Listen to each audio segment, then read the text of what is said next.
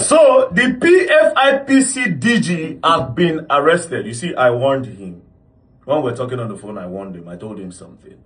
I said, it is better for you to take yourself to the police than for these people to catch you first. Because if they catch you first, it will be hard for you to be granted bail. But if you take yourself there, it could be very, very easy for this matter, right? Now, what is the matter all about? This PFIPC DG came out a few weeks ago. I think FEMI the President Chief of Staff, spoke against the agency, that he does not know anything about the agency. Then the PFIPC guy came out to say he paid 400 million naira to FEMI so that they can establish that agency and make him the DG, right? Not just that, he went for that to say, okay, if the government, because the government said the agency is fake, he said, if this agency is fake, how did it find its way into the national budget? And that is where the whole Nigerians have been, right? Now, the whole thing was going on, and then I had an opportunity to talk to this guy. Then I asked him a question, right? Because me, I know they follow Nigerians and their sentimental bullshit. You know, Nigerians are very, very sentimental. And because of the APC regime, they believe that anything you say about a person, so long the person is associated with APC, that means the person is guilty. But then again, you people don't know that by doing that, you are actually enabling corruption. And if the person where you want accused no really they guilty, the person where actually they guilty go run, he go hide, because we don't already get to our own suspect. So the real suspect go hide. That is why we don't belong to that school of thought we all belong to. Anyways, I asked the guy a question direct. I said, bro, have you ever seen FEMI gbajabiamilla? He said no, he has never met him. This is somebody that you have claimed that you gave 400 million naira to, right? Then again, I went on to say, okay, since you have never met him, have you ever spoken with FEMI gbajabiamilla on the phone? He said yes. I said, did you speak with him on a video call? He said no. I said, so there's a high chance that it was not FEMI Gbaja that you were speaking to. He said yes, that he cannot rule that out. Now, this guy can be saying the truth. FEMI Gbaja that is saying he does not know this guy can be saying the truth. The both of them can be innocent, especially in a case like this. The both of them can be innocent. Do you know why I believe that Gbaja in this matter can be innocent? Two things. We will deal with facts. First things first, this guy said I've never met Gbaja before.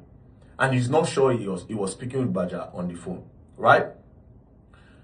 The only thing now where they made me say, no be Gbaja this guy talked to, is because Gbaja had previously written a petition against these people. And he wrote the petition around November, December 2025, right? Why did they write that petition? Based on my own research, apparently, this agency, PFIPC, they wrote a message to the US Embassy that they wanted visas for some of their staff. The US Embassy now wrote a message to the presidency that some persons under your government want visa. Should we approve? Now where the thing cast. This is where everything first bursts. This is the genesis of the busting. So when they reach out to them, they now said, we don't know this agency. Oh yeah, police investigate. Do you understand? That was when police started investigating him. Now, when police invited him, police detained him for 23 days. In that 20-something days that he was in the prison, that he was in the custody of the police, that was when his agency appeared in the national budget. Are you understanding? That was when they appeared in the national budget. Why this guy still in custody? Meaning that there's somebody moving his file. There's somebody moving the agency's file. This automatically now don't come up Gbaja first, because Gbaja now write the petition where make them arrest him, saying I don't know this guy. So of all of this, Gbaja don't come out now because now you write petition. Do you understand? That's why I say two truths can exist here. It's possible that somebody was collecting that money and saying it was Gbaja.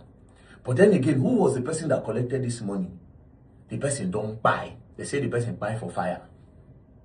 Now, this guy, I asked him some questions. How about the phones that you were using, the phone that you were using to communicate with this person so that you can get evidence from that phone. He said that he was on his way to Suleja, Abi to Kogi. Then he was attacked by gunmen. And they shot his car, he ran away, he forgot his phone, and they took his phone. Meaning, witness none, evidence none. But then again, this guy, how did this agency come about? Meaning, say something somewhere they go on. Now, if you want to know the answer to this question, you should not go to Baja. You should go straight to all the people that work in the budgeting office. That's where you should go to first. How did it? That's where you trace from. But then again, I heard they arrested 2 women. And these 2 women said some things. Those things that the 2 women said, me now, I called the guy, I said, bro, I heard so, alpha. The response he gave to me, I said, And that's why yesterday, they tell me on my future, say, man, he be like, say, Baja being innocent. But Baja being innocent, no me say, this government, some people in the government hand no day. Because to me, this guy don't commit crime. But then again, there are some people that are high ranked in Tinubu's government that enabled this crime.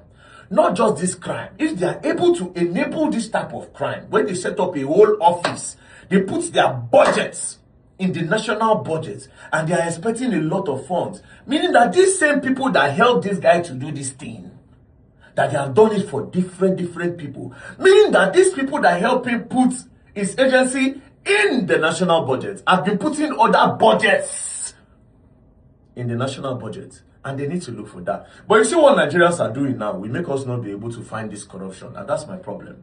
Sentiment. A lot of you don't believe, okay, Baja, they work for APC. Right? That's what you believe, Baja, they work for APC. So they say, Nahim. But then again, when you are putting Baja on the spot, you are saying it must be Baja because a lot of you are praying that it must be Baja. I understand the sentiment. APC is bad news. You want it to be Baja by force. But by putting Baja by force, you are giving a room for escape for some of the suspects or some of the people that actually coordinately committed this crime. Do you understand? Now, who are you doing a favor?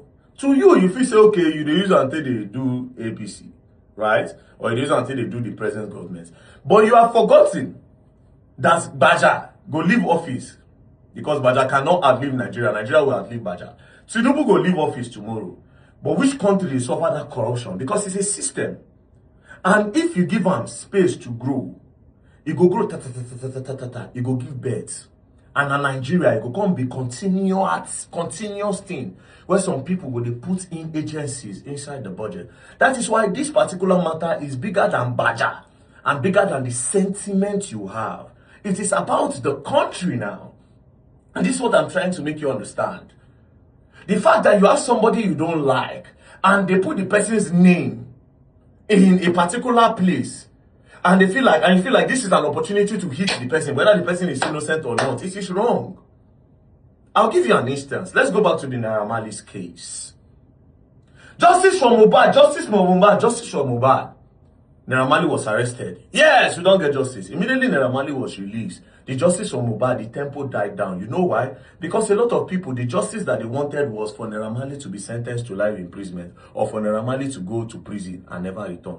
But immediately Naira Marley was granted bail and look at Naira Marley is innocent. The justice, they don't want that justice anymore because they never ever wanted justice. They just wanted Naira Marley to go down. So a lot of people that were spearheading that justice then, it was about Naira Marley going down and not justice. And since then, immediately they released him, everything just went down. Until today, the person has not gotten justice. So this is the problem when you use sentiment to approach some things that you need to use brain. You see? So that's why in this case now, the one way make Baja innocent to me is the fact that Baja had written a petition to get him arrested, to say, come, I don't know this person. Do you understand? Now, I want to answer that question again. Because this is a question I asked the guy on the phone. I said, listen to me. He said, what? I said, do you know that Baja, chief of staff of the president, you can actually call him the president as well. That's like who you need to access to get to the president. Do you think that if Baja wants to do wrongs, and I'm asking the whole Nigeria now, do you think if FEMI Baja won't do wrongs, now 400 million naira, even if Baja is corrupt, Well, I don't think so. These niggas are corrupt. 400 million! Even the 20-something billion, when they talk say Baja, when they say Baja, say make you give them 48%, at least something percent. That money in dollars is how much? If these people want to steal, they steal these things you will never know. So let's also think, if Baja won't really do them, she have 400 million. Do you understand? So there are some persons that are in collaboration that puts that in the budget. So now we want to know who puts that in the budget. That being said, this particular guy, it will not be nice. This is an appeal to the government, because I was the person that, I don't like the fact that people said you arrested him. I was one of the person that encouraged him to come out. If that guy didn't want to come out, nobody phone on that track. He would have just switched off his phone. The guy actually wanted to come out to help. He wanted to come out to help the government to uncover whatever thing that is happening. So when I don't think I say arrest him, I don't like that part. But yeah, we want to know the truth. How did he get into the budget? Do you understand? Yes. And to be honest, Nigerians, like I said, don't let sentiments to becloud your judgment, right? We want to know the truth. I know, yeah, there's politics there. That's why me and Okuku, they like associate myself with politics. Because once you don't start sentiment, and sometimes you see blue, you call it black. I am not convinced that Femi Baja has a hand in this one. Maybe another one. But you see, in this one, it doesn't make sense to me that the President Chief of Staff collected 400 million naira too. Man, these people will get access to big bread. It just, maybe Baja need 400 million, somewhere like Wiki. All these, there are some governors that want a one-on-one with the president. He can always say, if he wants the president, Mona give me 2 billion. Don't give him. Don't think about that. But anyways, now politics, everybody they do. And now politics now you do. That's why, like I said, I'm not partisan. I'm not doing all these things. We want to know the truth. So who are the people that put it in the budget? And how many other agencies have been put into the Nigerian budget? That is what we want to know.